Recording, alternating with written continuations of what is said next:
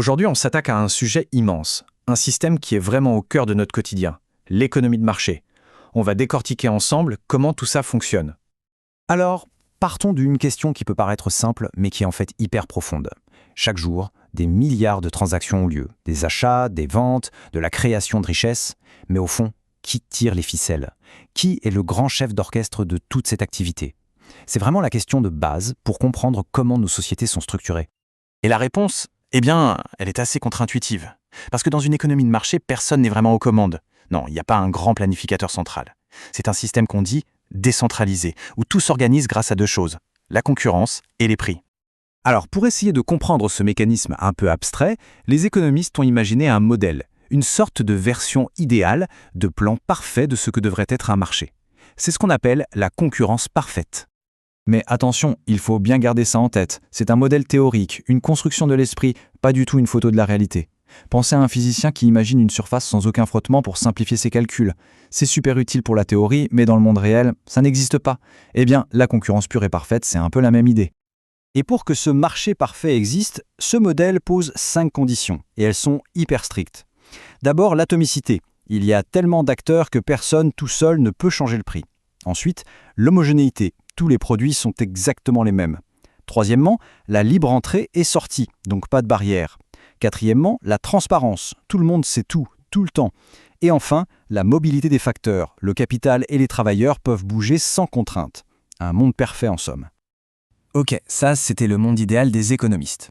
Maintenant, revenons sur Terre et voyons ce qu'il se passe dans la vraie vie. Et on va voir que c'est un peu plus compliqué. La réalité est très loin de ce modèle parfait.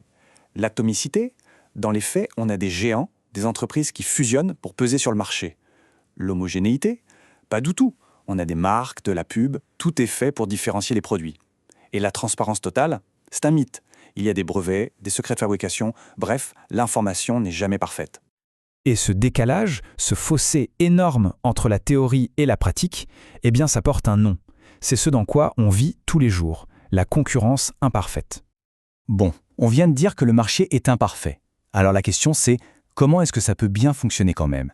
La clé de tout, le mécanisme essentiel qui permet à tout ça de tenir, c'est le prix.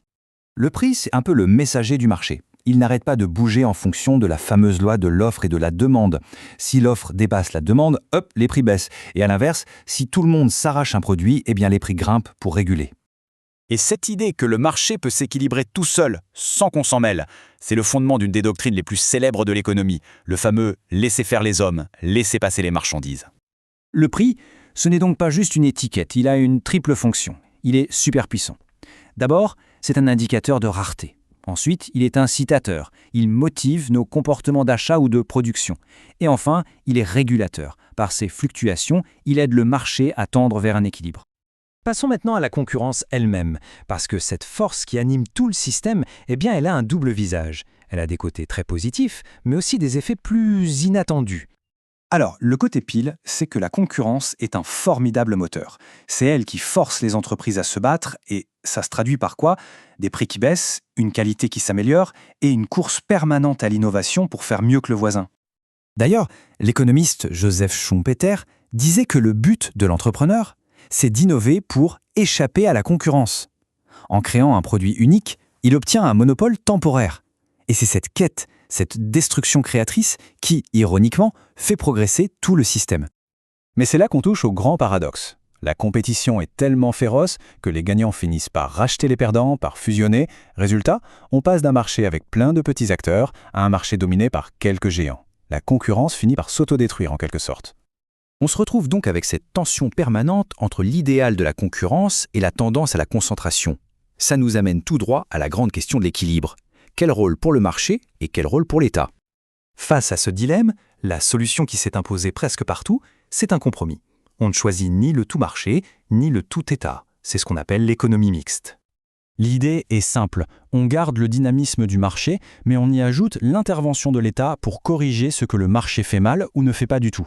Par exemple, réduire les inégalités, protéger l'environnement ou assurer des services essentiels comme la santé.